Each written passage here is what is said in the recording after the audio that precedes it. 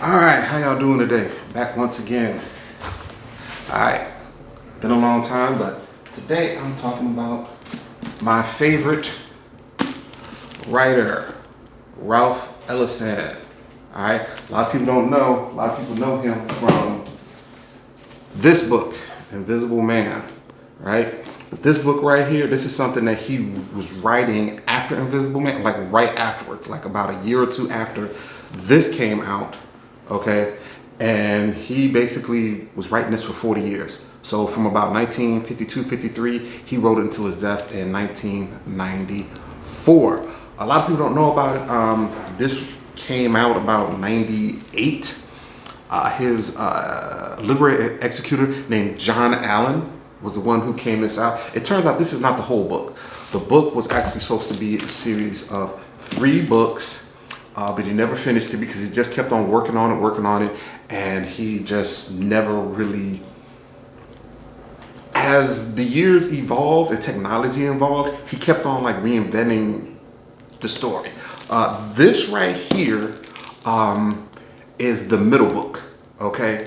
John Callahan and a guy named Adam Bradley came out with the 3 books together, and a lot of the outtakes and the original like short story versions of various parts of the book called 3 Days Before the Shooting. I actually read 3 Days Before the Shooting before I read this. I should have read this first because 3 Days Before the Shooting, that was 1,100 pages long, and I need to read that again and stuff. It was good. It expanded on a lot of stuff that was in here, but I have to be honest with you,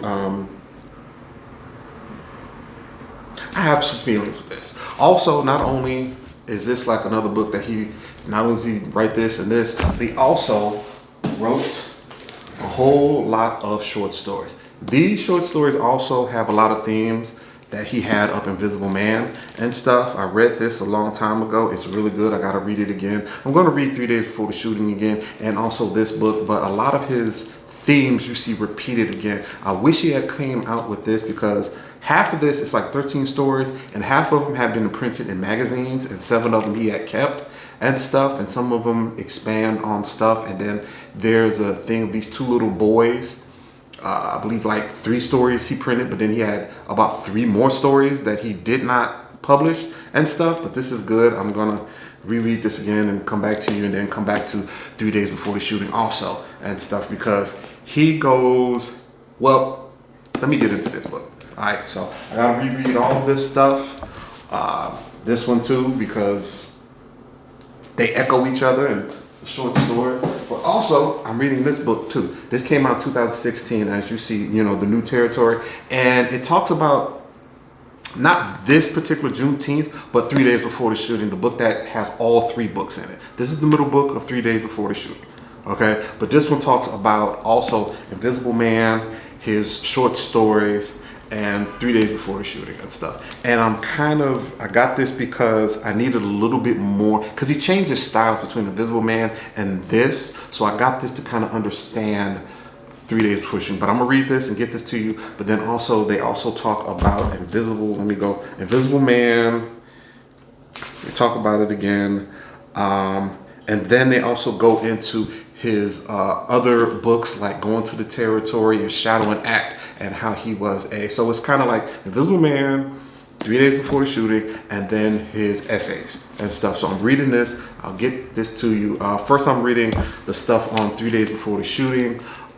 So I'll get that to you and stuff. So just want to let y'all know. So this, after I finish reading this, I'm probably going to come back and talk about this and stuff, because this was kind of hard to read, but I'll get into it while it's kind of hard to read because it changes and stuff. So let me put this back here so you all can see it. Okay,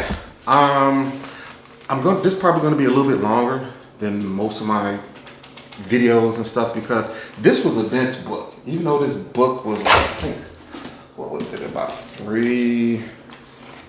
Yeah, excuse me. There was a lot of forwards and afterwards and notes to this book, but the text itself, like 322 pages. Yeah, about 322 pages. Yeah, but yeah, this book. Let me just show you Let me just show you the thing. All right, look at that.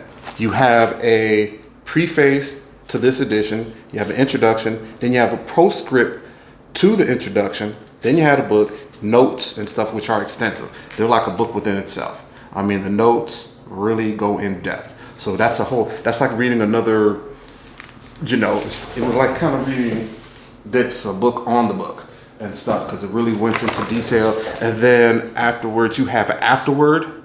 Then you have a postscript to afterward. So this, you have a lot of opinions in it and stuff, as well as the book. You know what I'm saying? But yeah, so it's really, really, even though it's like the average book, because I had a lot of books are like between 300 and 400 pages, but it was dense. But let me just kind of get to it. I have my notes here. Yes, I'm old, so I'm going to, hardcover. But yeah, I'm gonna break it down and stuff, like all the way, like character, setting, time, theme, because a lot of the themes you can see up in Invisible Man.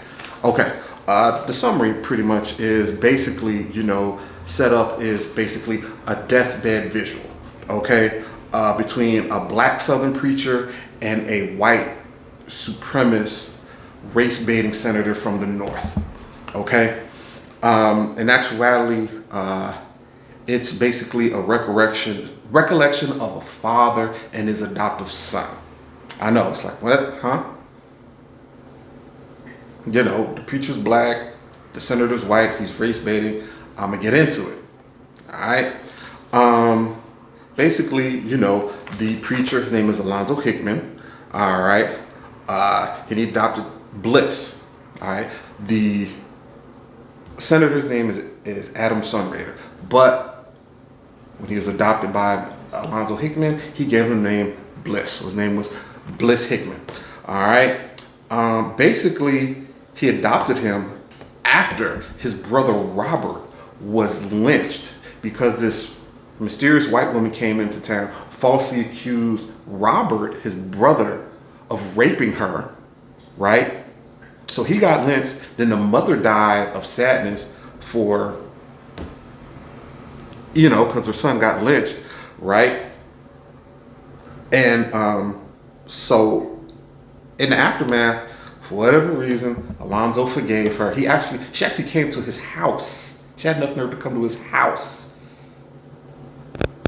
And Alonzo delivered her baby. At first he was going to kill her, but then for whatever reason he forgave her. And actually delivered the baby himself. He actually cut the umbilical cord and stuff. She abandons the baby. She gives him a whole bunch of BS about God has called me here and all the rest of this, and abandons the baby. She doesn't tell him nothing about the father. She was like, well, I want to tell him, but I can't. But all this BS. She was a white hoe. All right. And so he raises him up, right? And he raises him up in hope by using his white skin to basically act as a go-between between black and white to bridge the gap. So kind of like a savior and stuff. But of course, that doesn't happen. Bliss, he has a crisis of identity, and he ends up running away and stuff, and he becomes a con man, filmmaker, and then he pops up and becomes a race-baiting senator from the North, betraying his cultural heritage. And talking about whether he was mixed or white, I believe that he was white.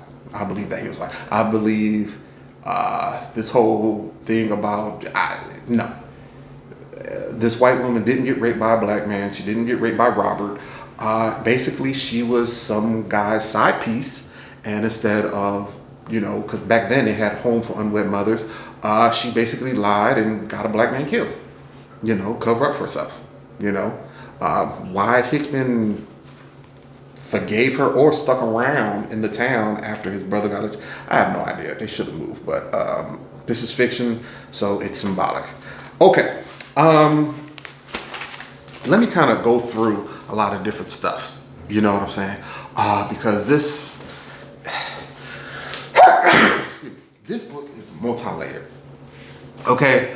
And I have to compare it once again to Invisible Man because we don't have too much and stuff. And then his short stories, they're like kind of standalone stuff. So can't really compare it to that. But, and definitely can't compare it to his essays, but I have to compare it to Invisible Man. Invisible Man was existential and told first person. So you know exactly what's going on in his head and the actions that happen. So it's a lot straightforward, right? This book used the style Impressionism. Impressionism is basically a feeling. Okay, and the feelings can be interpreted however they want to. Okay, so you're pretty much guessing. A lot of one thing that I know that I was made to read was Heart of Darkness. That's Impressionism. A lot of people have read that, and you can see. And I'll go a little bit deeper into it, but like I said, I reread a lot of passages. I didn't reread the book. I would stop and then go back and read a passage or just reread the whole chapter because it was very hard to tell what the hell was going on. Even the conversations with the way they're portrayed is kind of like a maze, a labyrinth, and everything is misty because that's the way emotions are. That's the way impression is. But I'll get into it. Okay. Kind of like the who, what, when, where, why. Basically, like I said, the two main characters is Bliss / Adam Sunrader. Basically, hey, person try to portray it like he's a mulatto, and that's a theme that Ellison uses, the cultural mulatto thing, but I'll go into that later. But no, he's basically white. But he's supposed to, be the main, he's supposed to be the savior, but he's not. He portrays black people. And of course, Alonzo Hickman, he became a preacher, but that's after he was a musician. He played blues, he traveled all around the South and stuff. But of course, the tragedy of his brother being lynched and having Hickman, then that's when he gave himself to the Lord. That's a common theme, with bluesmen and stuff. They live a life of sin and then they redeem themselves and become a preacher. So yeah, and also he does a lot of things. He's too forgiving. He gets betrayed and he does that, and he's so concerned. He watches this from afar. After he finds out who he is and stuff, he uses the networks of black preachers to keep an eye on, Sunrader. He even finds out that, Sunrader had a child named Severin and stuff, but he doesn't raise him or nothing. He just kind of keeps him from afar. He kind of watches and sees what he does. Like even when he becomes a con man filmmaker, becomes a senator, even some people, his political enemies, find out about him, where he comes from, and they try to get Alonzo Hickman to give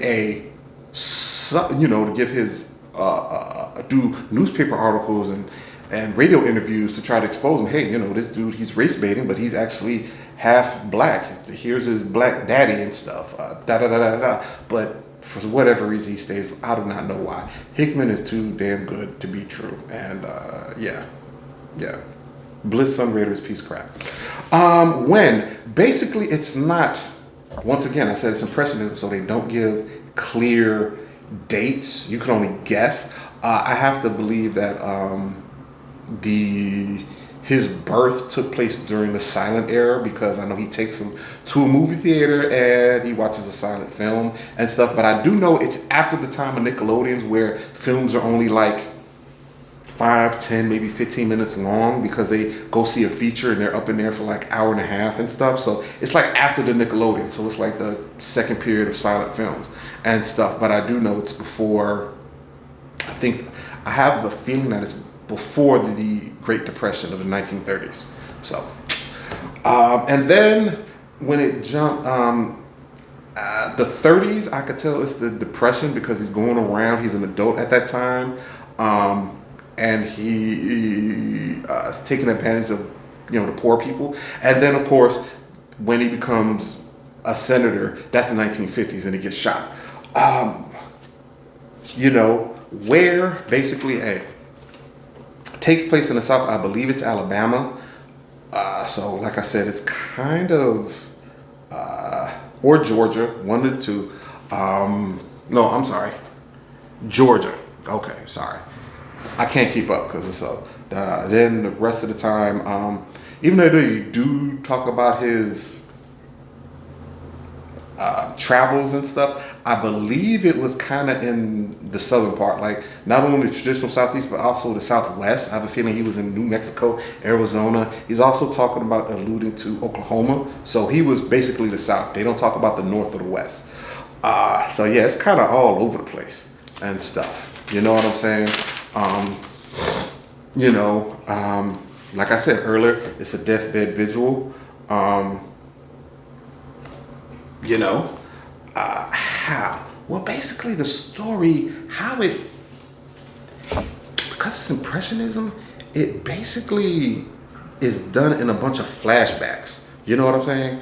They'll be in the deathbed, and then it'll jump into the past. But it doesn't, when it jumps into the past, as that unfolds, it's not done chronologically. It may be, maybe it's common days, and then it'll go back to his childhood, and then when they talk about his birth and stuff, that's pretty much towards the end. It's all over the place. There's no definable chronology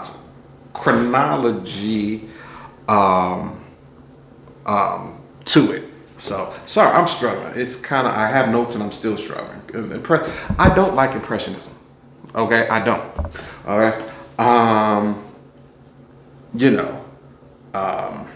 So basically, like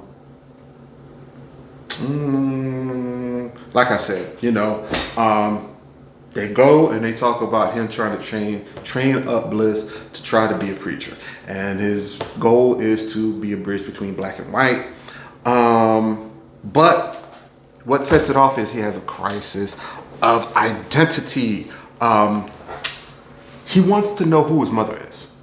Okay, but for whatever reason, Hickman does not tell him. So basically, we have a couple incidents that leads to it. Basically, what starts off is this crazy rich white woman who basically goes around and kidnaps non-white children, claiming to be their mother.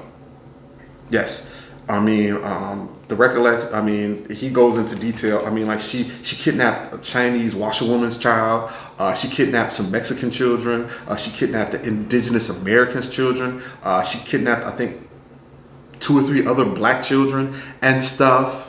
I mean, the chick is just crazy. That is, whoo! And they did nothing for it. You know, she was crazy. She did this multiple times. They had to hunt her down throughout the. Yeah, that was another thing that was kind of bothered me. You know, segregation. You know, white person can be crazy and they won't. That's a whole other character that I really don't want to deal with. But by her coming in and claiming to be his mother, that causes him a crisis, because basically that's where they get the name from, Juneteenth. They had a revival on Juneteenth. Juneteenth was the date in Texas where a lot of slaves who did not know that they were slaves they were told June 19th, 1865. And so during this Juneteenth revival meeting in a tent, this white woman comes in and tries to kidnap her. They stop her and stuff, but that causes him, because he's like, well, who's my mother? I've asked you who my mother is. Is she my mother? And of course Hickman tells him, hey, no, she's just a crazy woman. But he doesn't go into the detail I just gave you, and so that leaves open, and so that leads him to search, right? So that kind of leads him to try to want to become white, and I will get more into it. But then also that leads to, Hickman demanding on deathbed, why did you betray us, and da da da da da. But of course, Bliss, now Sound Raider, is evasive. He won't tell him that he wants to be white. Especially why did he betray the black community that raised him. Like I said, Hickman feels betrayed.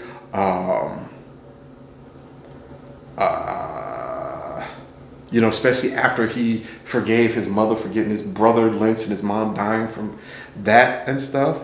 Sun Raider, he has his identity crisis, and basically he lets his imagination run wild. So in order to figure out who's his mother. So basically what he does at first, he starts assuming that white starlets are his mom. Just various white women that he sees at the movies and stuff. That's his mom. That's his mom. Well, I'm pale. She's pale. That must be my mom. So that kind of lets, because he doesn't know. Hickman won't tell him about what happened with Robert. Also, they go to a circus. There's another incident at the circus. That's another thing. There is no, like I said, there is no chronological order. It's just they're in the scene, and then we jump to the other scene, and you have to guess the connections, because not always does this preceding scene match up with the scene afterwards and stuff. This scene right here, this scene right here, this right, they're not necessarily connected, so you have to put it together. So that's another thing about Impressionism. There's no linear chronology, there's no organization. It just happens, just like emotions. It's messy, right? So anyway, he's going through a crisis. The woman tries to, kidnap him. He starts imagining that, various white actresses' mother. Then Hickman takes him to the circus. In the circus, when the clowns come out, all the clowns are painted white, but there's one midget clown who has a black painted face. He ends up being the butt of all the jokes of the presentation. Bliss notices that. He doesn't like it. He becomes pissed off. He's like, why is the black one? Because you got to remember, at this time, his identity is black. Why is the black one the butt of the joke? And basically he leaves. He says he's going to the bathroom, and he wanders around, the rest of the carnival circus, Then he comes back around to the tent, kind of gets lost, and he comes across the midget clown with the black face, right? And that's where his emotions just go. He takes out his rage on being black, therefore inferior, on the midget clown with the black face. And he starts beating him, just da-da-da-da-da-da. But luckily, Hickman, he looks for him and pulls him away and stuff. The clown is a white midget. He thinks he works for him and stuff. Hey, do you work for his family? He's like, something like that. And he pulls him away. So, basically, Bliss, he realizes being black is a second-class citizen. White is first class. He wants to be white. So, but you're not going to get that from a straight reading. You have to figure it out for yourself. Okay, style. All right, here's my stuff. Like I said, Impressionism is about feelings. Okay, so it communicates. It pretty much sets the mood. That's what it's about. Setting the mood and trying to convey the feelings. And it has a bunch of impressions. You know what I'm saying? Instead of saying like, oh, okay, the sun is bright and hot today. It's like they'll say, oh man, it's the white light has flooded the landscape and I'm feeling really hot. They just won't say, hey, the sun is out and it's a hot day. Simple. So yeah, that's the reason why I have to say it was difficult. You know what I'm saying? Like I said, Invisible Man, straight. This is what I'm feeling. This is what happens, and it happens in chronological order. Even when they go back in time, it's still organized. But Impressionism, it's not. Example, like when we already said, Bliss attacked the midget clown with blackface.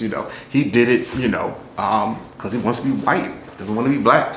Another example, when Bliss ran away, from Hickman and the congregation after passing for white, when he goes to a movie theater, instead of going around to the back where the blacks are supposed to go, he goes through the front door, and he does it by himself, right? And so that leads to congregation looking for him, and when they see him coming out the front instead of the back of the movie theater, he runs away from him. He ran away because he had experienced access to whiteness. Instead of having gone to the back dirty alleyway, he can go to the front and stuff and go to the clean part and stuff. So once he saw that, he was not going to lose it. Instead of him just saying, I don't want to be black, I'm white, he just runs away. And that's what Impressionism does. He uses the fact that he has no mother to imagine that Jean Pickford, a white Hollywood actress,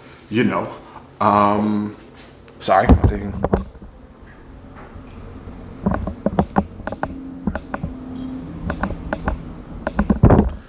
Sorry. is his mother, you know. And instead of him saying, hey, that's my mom, he just basically goes to the movie and just looks at her like, oh God, I wish she was my mother. And it's a couple other actresses and stuff when he goes to the movies and does that. But, he does that. He uses his imagination to fill the void, the fact that he doesn't have a mother. Hickman. Hickman had hope that Bliss's white skin, could be a connection to bridge between black and white people together in order to make up, for his brother being lynched and his mother dying for the false rape accusation, But he gives like the depressing part of it. So it's kind of the way he does it. He just kind of clings on, even though the crap the white woman said was garbage, but it's symbolic.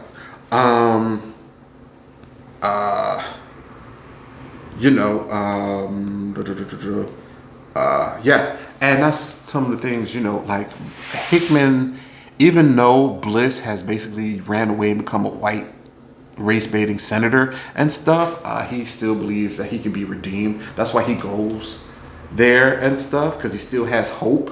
That's what his journey there too explains it. And he tries to take the role of redeemer. That's why he stopped being a bluesman and become a preacher. And that's why he, out of the tragedy of his brother getting lynched, he adopts a child and tries to raise him to, bring people together. But of course, Bliss becomes a son raider, destroys that illusion. Also, there's another thing at the end. There's a thing where after Bliss dies, there's a sequence where I believe this is his soul. I don't know if it's purgatory, if it's hell or heaven. It's not really delineated. He basically goes through a whole bunch of, when he's in this purgatory thing after his life goes out of his body, because eventually does die. He goes to this land where just these episodic things just happen to him. He's just wandering through this ethereal place where all this different disconnected stuff happens. I still can't make sense of the damn sequence.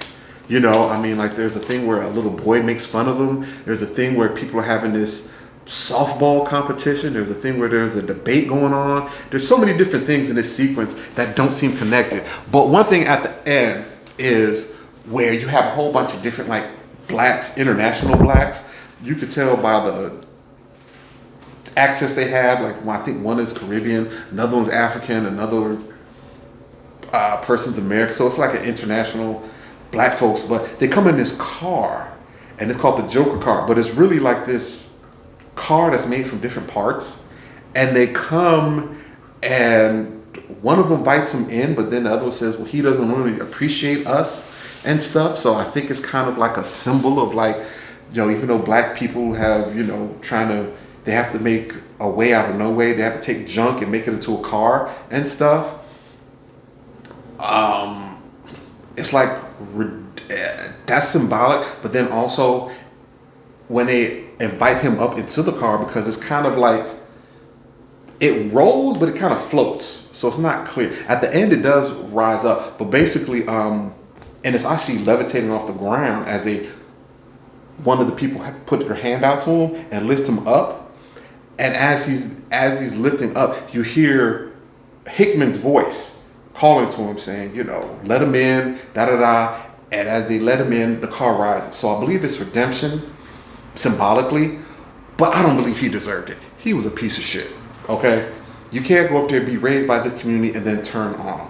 This is a false redemption. He didn't deserve it. But hey, that's the way it is.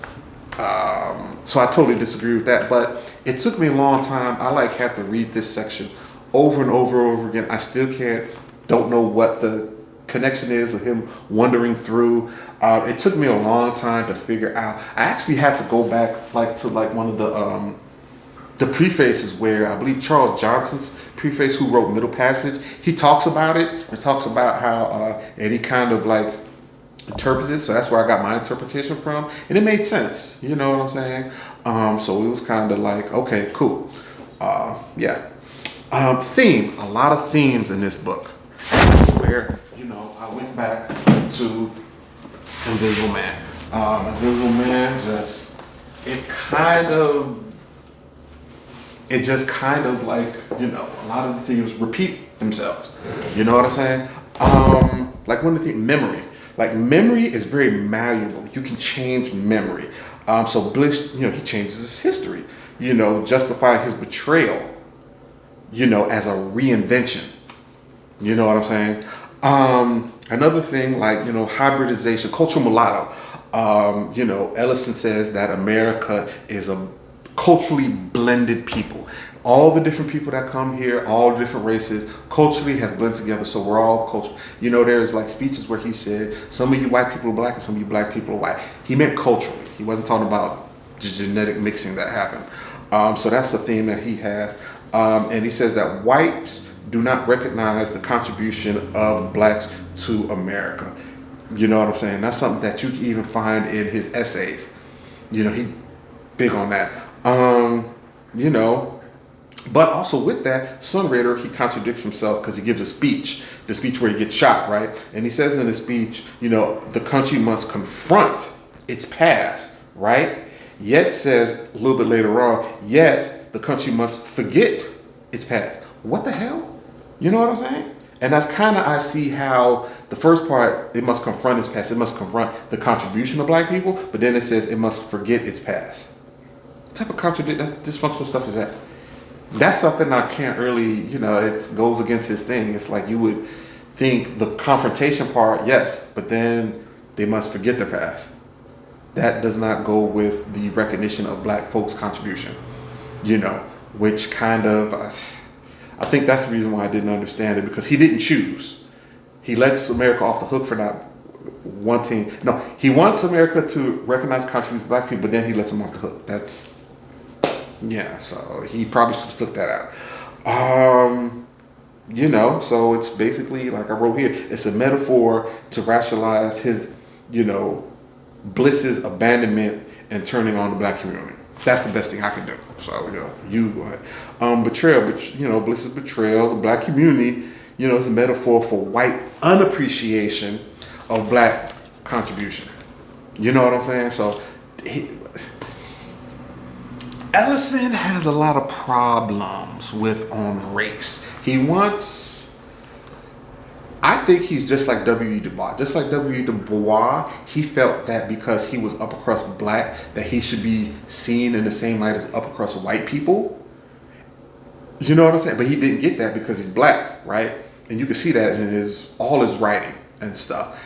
I believe Ellison follows the exact same way. He believes because he was able to rise up from working class, to the elite and become successful. And I don't think that, he thinks that he's not been appreciated because he's black, So that's what I think that's with him. He thinks that, hey, I'm upper crust, even though I'm black, I still should be treated the same way you treat upper crust white. I think that's what his issue is. And I think that's the reason why he wrote the book. And even, Invisible Man, you know what I'm saying? Stop seeing me as black. I'm who I make myself to be. I am a success. Look at my success. Don't look at my skin color. And I think that's something that goes into Invisible Man and Juneteenth. Very much so. Even in 3 days before the shooting stuff. So yes, other themes or symbols like sight and light. He does that. He did that in Invisible Man, and he carries it on to Juneteenth. Bliss, envisions his identity at the movie theater. A movie theater is sight. It's light projected onto a, screen. Also later on, he becomes a filmmaking con man, right? By manipulating, light and editing it and stuff, he's able to create himself through sight, through light. Even before that, he shows curiosity about a film camera that one of the people there has. You know what I'm saying? So, film cameras capture light and stuff. So sight and light. So the word liberty.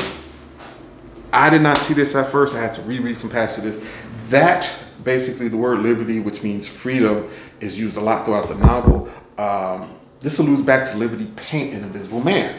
Because in Liberty Paint, that's where it was told that optic white the brightest white that you can get, it's not able to be that white without putting in some black paint and stuff. I believe it was 10 drops of black paint into this big old thing, and that brightens up white and stuff. So yeah, that kind of goes back to his whole, that combines the sight and light theme to his cultural mulatto, cultural hybridization process. You know, so he kind of combines themes there. The coffin, there's a resurrection. Basically, this is something that Hickman does. He has Bliss in a coffin, and while he's preaching, he has him open up the coffin, and he has this theatrical resurrection and stuff, right? So it's kind of like reinvention, just like Bliss later on reinvents himself as white and as a con man, as a sun raider. He reinvents himself through this rebirth, and he kind of learns that through his theatrical staging as because he's a child preacher, and Bliss and they go on tour throughout, just like Hickman toured as a musician. They also tour as preachers. They're traveling preachers. That's another reason why he has this information network where he can find out and keep his eyes on Bliss as he reinvents himself, and also finds out about his adoptive grandson Severin, who later on kills. He's the one who assassinates. I'm sorry, I didn't tell you. He's the one who assassinates Bliss. All right, you know, but then also at that time, also reinvention. This is where the crazy woman comes and tries to kidnap him during the Juneteenth celebration. He's doing his usual opening up and resurrecting about whatever the thing is, the preach, and that's when the white woman comes and gets him. So also not only reinvention, but also his break when he says, "Oh, okay, well, I'm not black, I'm white." So he kind of combines things there, you know, reinvention with rebirth with the crazy woman. Yes, another theme, and you know, is attitude. Well, I already mentioned this. You know, he talks about, you know, how the USA is a cultural identity between all the different racial groups and ethnicities and cultures that they bring and stuff. All of them: white, black, Oriental, Latino, Indigenous American, and stuff. You know, once again, that goes to his, you know, contribution of blacks to that mixing. You know, white folks in the country do not appreciate blacks. Coming to the end, okay, my impression, my analysis of this book, basically, you know, it was written in an impressionist style where feelings are emphasized. The way the feelings are conveyed are through impressions and stuff, instead of just describing it and putting it right out there and stuff, telling you exactly what happened and stuff, and you know, or describing what happens and then interpreting it and stuff. It's like this disconnected feeling of it and stuff. You know what I'm saying? Like, you know, like for example, let's go back to, you know, Heart of Darkness, right? In Heart of Darkness, instead of just saying, you know, the person was attacked, you know, because there is a sequence in there where when he's rolling down the boat, the African tribe actually attacks him with arrows. Instead of saying that, you know, they'll talk about the chaos of the assault. They'll say like arrows blotting out the sky, you know, instead of just saying he was attacked. You know what I'm saying? And they won't even, and in that book, when I read it, they didn't even say they were sailing down the river. So you don't know if they're on a boat in the river, if they're on land, you don't know where the hell they're at and stuff. They just there, and all of a sudden arrows blot out this. No, first it was like shadows come, blot out the sky, and it's arrows. That's it. Go to Heart of Darkness when he gets attacked. You know, and that's what happens in Heart of Darkness. But you don't know that. You only know that if you guess. Now, Apocalypse Now was based on Heart of Darkness, and you can see in the movie when they're rolling down the barge, and then all of a sudden the tribesmen launch arrows and throw spears and knives at them. But if you read in the book, you may not know that, because he just says, hey, all of a sudden shadows came down and there was a whole bunch of arrows. And you know what I'm saying? So, so it's not direct, and then it's real fuzzy the way it's communicating. So it's crazy. So I can't really rock with impressionistic. Yeah, because there is no order, there is no definition. Everything, there is no organization, there is no lines, and if they do have lines, they're very wide apart and they're very fuzzy. They're not, it's like a whole bunch of disconnected, faint lines and stuff, and there's no obvious organization or no organization at all. So I can't really rock with that. That's the reason why I had to reread it over and over and over again. You know, that's the reason why I got this book, so it can explain some of the shit that went on in Juneteenth, you know, because it's hard to, you know, figure it out. You know, I don't like that style. Okay. Well, let me just read totally, because I've been kind of going back and forth, but I'll just read it. You know, my opinion on the book, you know, it's hard to read the book. Invisible Man was written as a first person where you are told exactly what happened, you know, and what the main character thinks. They just say it, right? Juneteenth, you get images that are not definite, so the reader has to guess not only what happened, but what the protagonist thinks and feels. You know what I'm saying? So I have to say, yeah, I didn't like the style. I just have to be honest with you. I just don't like the style.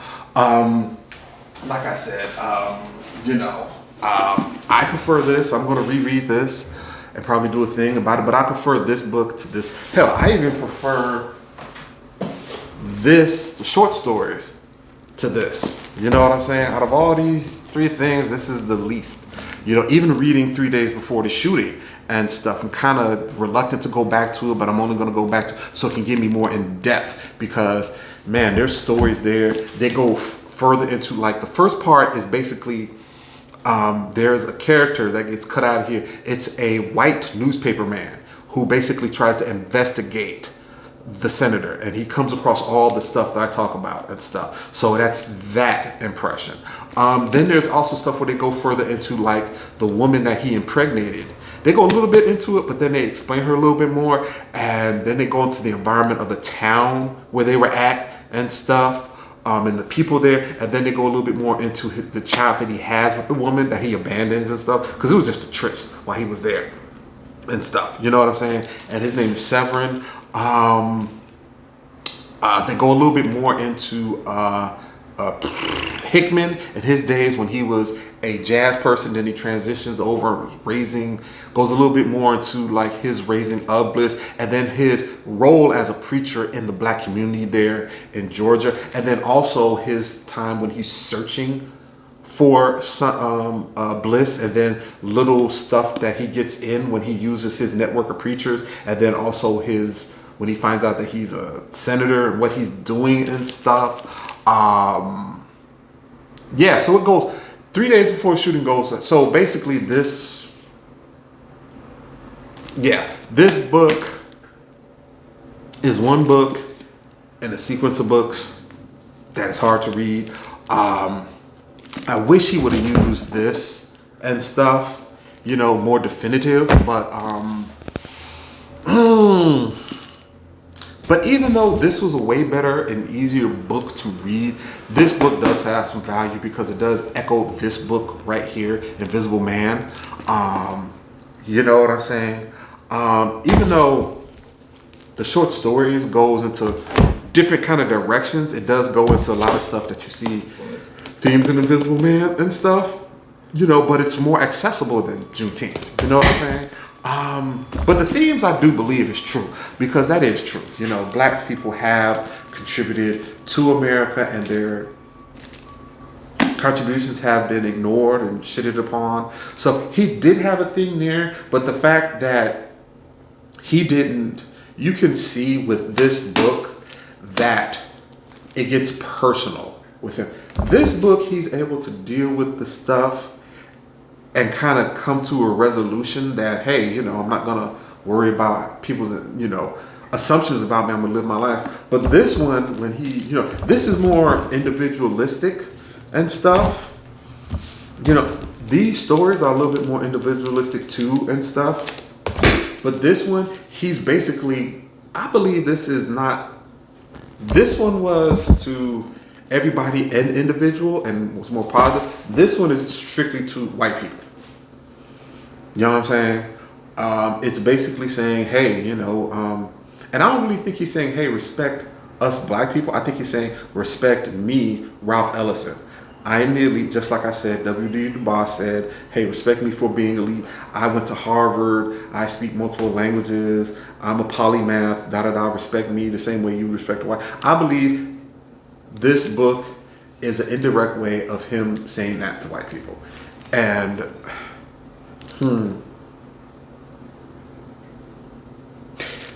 this is a tragedy. If he would have used a different style, he didn't necessarily have to use the existential style of this.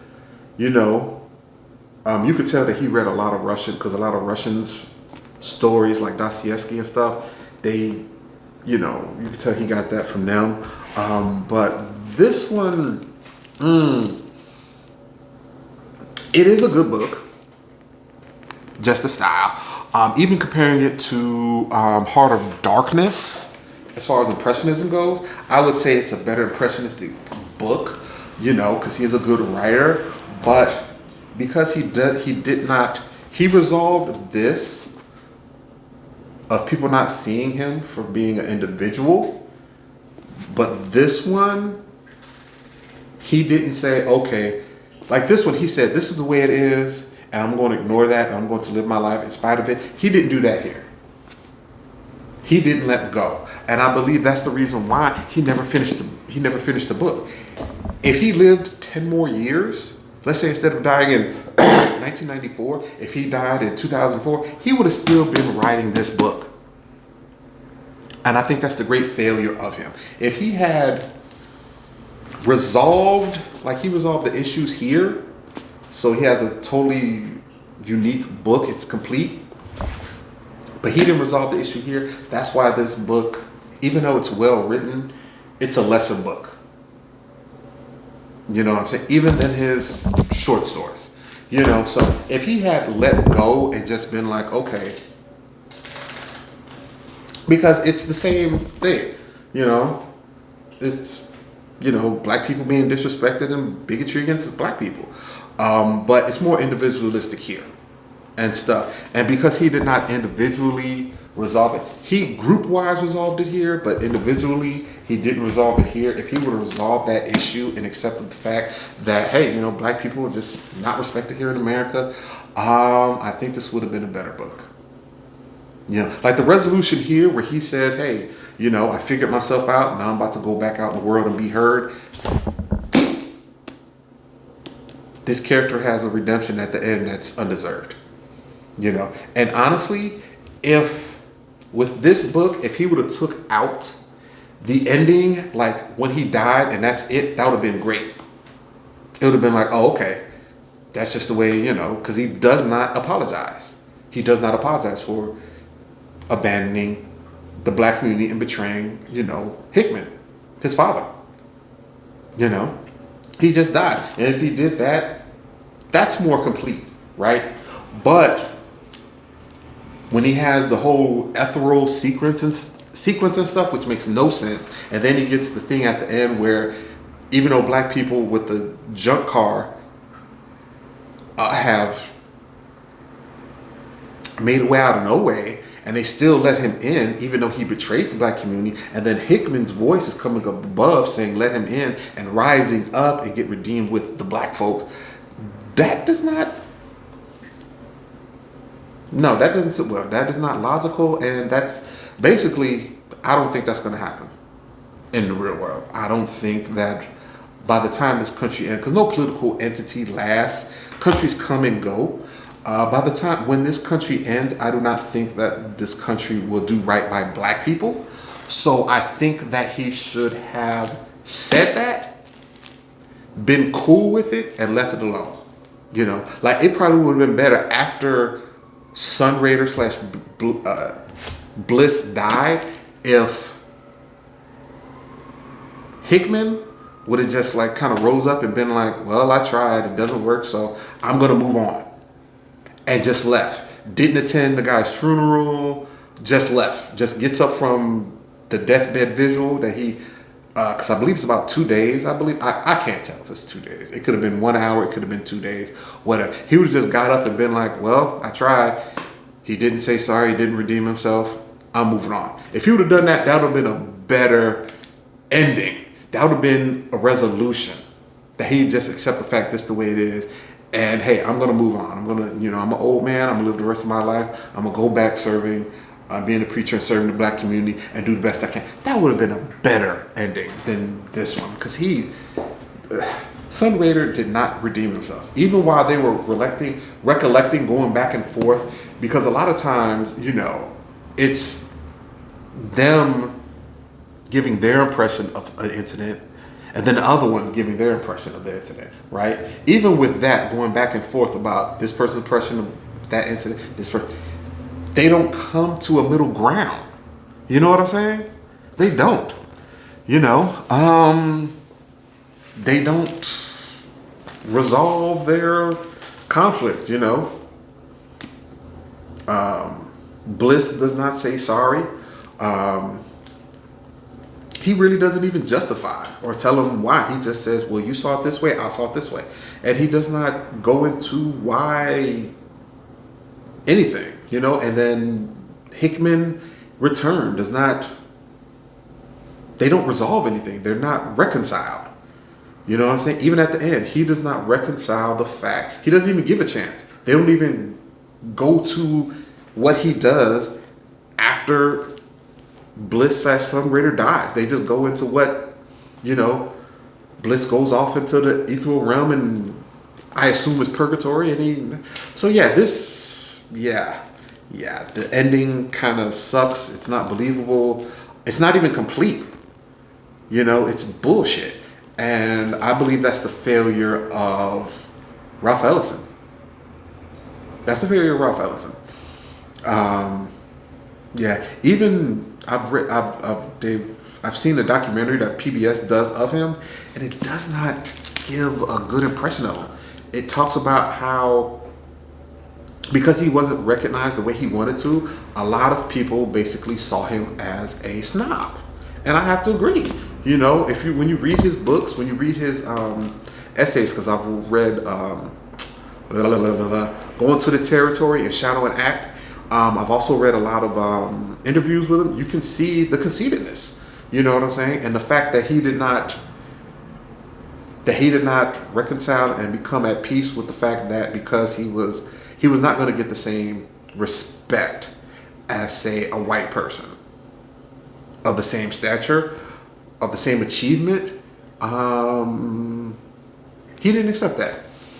You know what I'm saying? And to the point where there was an incident where he was at some Northeast university, and it was the late 60s, and some black activist rolled up and confronted him saying that, an invisible man, instead of him coming out being like, I'm going to tell my story, he should have resolved to come out and fight the power. And Ralph Ellison responded, these are witnesses there, he responded, well, write your own book, right? The black activist, I don't think he was an activist at all, because a lot of black upper middle class and upper class were pretending to be revolutionaries back then and stuff. I think that this was hypocritical when he said this, but his response to that was, you're an Uncle Tom. Ellison reacts, because the person who was there, who was like also a graduate student and stuff, he said that Ellison basically pretty much reverted to a child and retreated and came to his shoulder like a little child, put his head on his shoulder like a child, and was saying, I'm not an Uncle Tom, I'm not an Uncle Tom. I think that revolutionary graduate student hit a nerve. Because when you look at it, a lot of things he did not help other black writers get on and stuff. Like Amiri Baraka, he talks about how he tried to, network with him, and he just But there are records of him mentoring whites and other races and stuff. Whites, Indians, Arabs, Asians, Latinos. He mentored when he was a teacher at NYU for almost 10 years, and at other universities around the New England area, like from the 1950s to about the late 70s, early 90s. Because I know he was at NYU from 1970 to 1979, and he was at other, for like 4 and 5 year stints from the 50s throughout the 60s. I think he had one more stint in the early 80s, but all in the Northeast, all around Connecticut, New York, because he lived in New York. So Connecticut, New York, New Jersey, he mentored a lot of non-black writers, but he did not mentor any black writers. I believe that, quite frankly, he was like Clarence Thomas.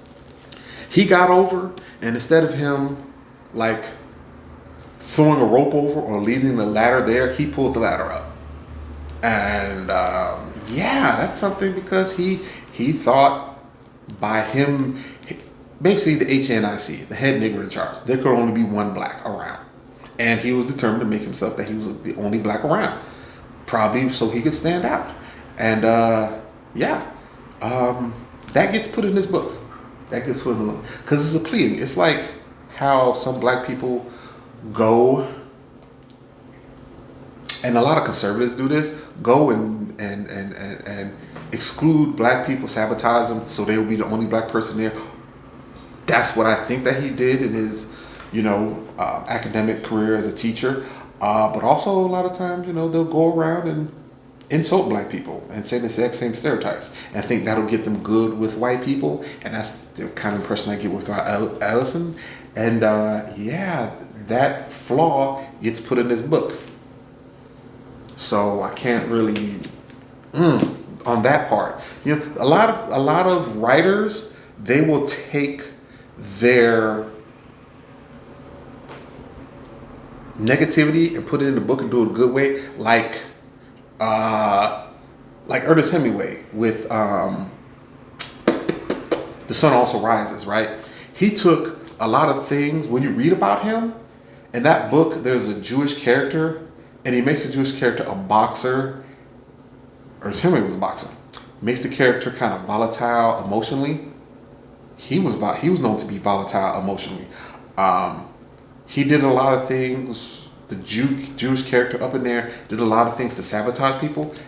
Ernest Hemingway did a lot of things to sabotage a lot of people, especially other writers, contemporary writers and stuff. But he was able to take that, even though it's projecting his negativity to his anti-Semitism prejudice, he does a good job with it. Here, Ralph Ellison doesn't do a good job with it. So,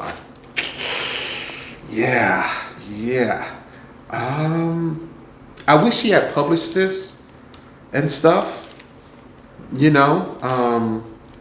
especially this one. If he had just published this, especially in the 50s when he was writing it, because he started writing it like a year right after Invisible Man. So he could have published this around 58, 59 or early 60s and stuff. And then probably published the other two books later on and stuff, like a continuation. But if he had done that, that would have overseeded and shadowed the great work he did here. It would not have been a good look. You know what I'm saying? I think he let his own personal stuff hinder his creativity here.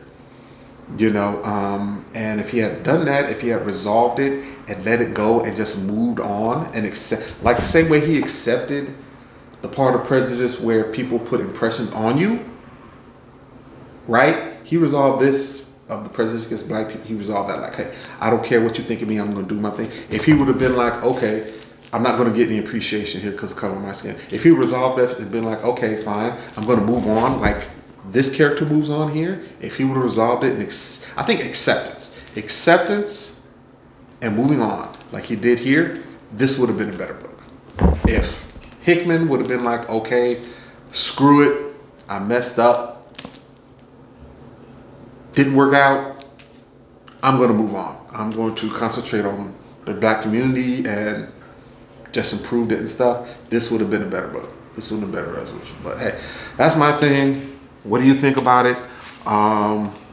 Like I said, I'm going to try to reread this, and because this book, this writer, at first, before I read this, reading this and reading this and reading Shadow and Act and, you know, going to the territory, I had a good impression of Ralph Ellison. I had a very good impression of Ralph Ellison. But this one kind of showed his flaws more.